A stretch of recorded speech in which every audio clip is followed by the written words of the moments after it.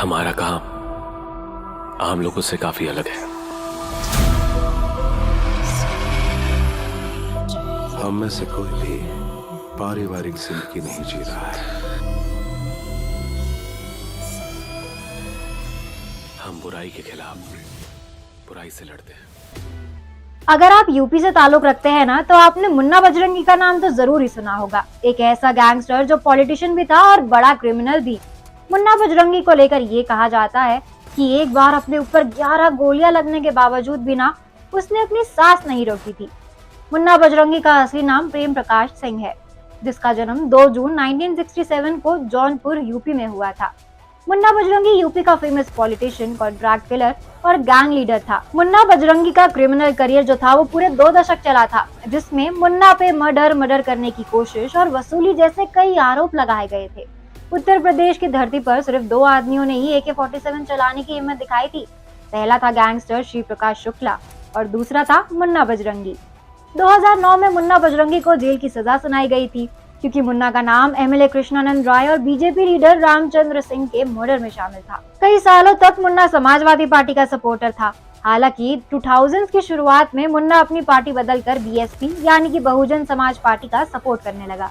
2012 में मुन्ना तिहाड़ जेल में रहकर अपना दल और पीस पार्टी ऑफ इंडिया की तरफ से इलेक्शन में खड़ा हुआ था। मुन्ना बजरंगी पेशे से एक कारपेट वीवर था, जिसने 17 साल की उम्र में अपना पहला मर्डर किया था। इसके बाद मुन्ना यूपी के एक क्राइम गैंग में शामिल हो गया, जिसे गजराज सिंह नाम का एक क्रिमिनल ऑपरेट करता था।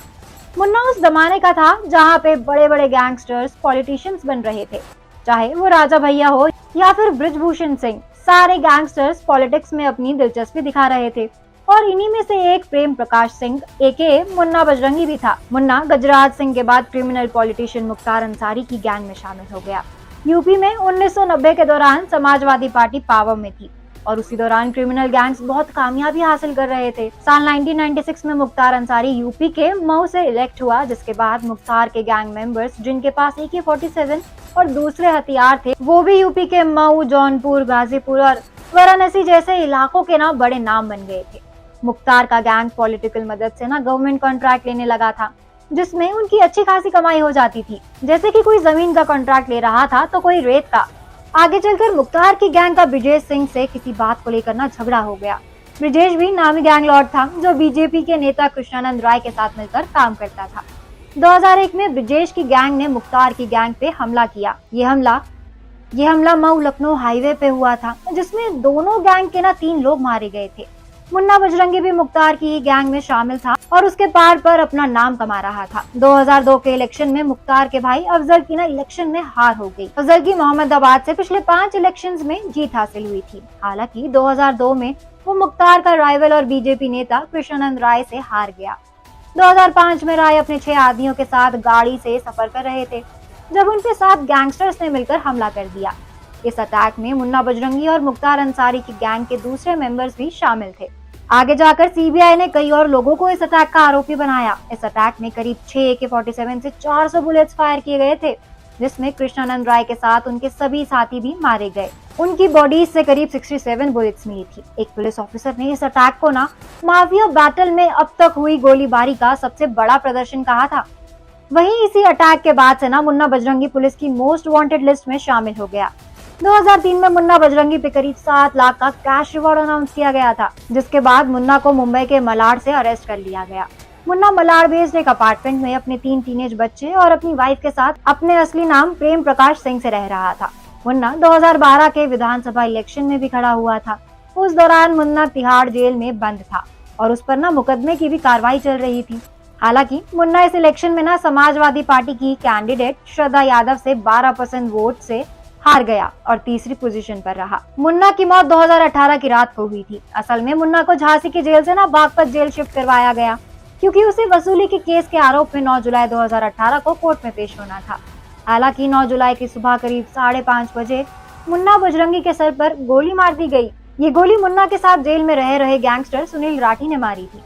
मिर्जापुर 3 की अगर हम बात करें तो इस बार इस सीरीज में कालीन भैया मुन्ना बजरंगी जैसे किसी लोकल गून से सामना कर सकते हैं और इसके कई कारण भी है। पहला ये कि मिर्जापुर की शूटिंग ज्यादातर यूपी के मिर्जापुर, जौनपुर, वाराणसी, गाजीपुर जैसे इलाके में हुई है, जहां पे पहले से ही मुन्ना बजरंगी का खौफ है।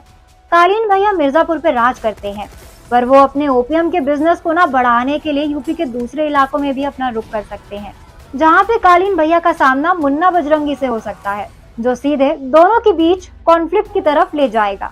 ये लड़ाई पावर को लेके होगी, क्योंकि जहां मुन्ना बजरंगी पहले से ही जौनपुर और गाजीपुर का मालिक होगा, वहीं कालीन भैया को अब मिर्जापुर के अलावा इन इलाकों का भी राजा बनना है। पर ऐसा करने के लिए ना कई लोगों का मर्डर होगा और लोकल गूंस में भी बैटल होगी।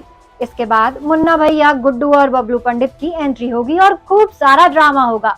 गोलियों की आवाज, पॉलिटिशियंस का राज और यूपी के सरताज बनने की इस चाह में कई क्रिमिनल्स एक्ट किए जाएंगे, जो इस सीरीज को और भी ज्यादा पावरफुल बना देंगे। मिर्जापुर के अंदाज में कहे तो एकदम बवाल साबित होगी। तो ये थी यूपी के गैंगस्टर मुन्ना बजरंगी की कहानी। आज के लिए बस इतना ही। अब मैं पूर्णिमा लेती हूँ आप सभी से इजाजत। ये वीडियो पसंद आया हो तो इसको लाइक और शेयर करें, साथ ही सब्सक्राइब करना ना भूलें बॉलीवुड स्टूडियोज को।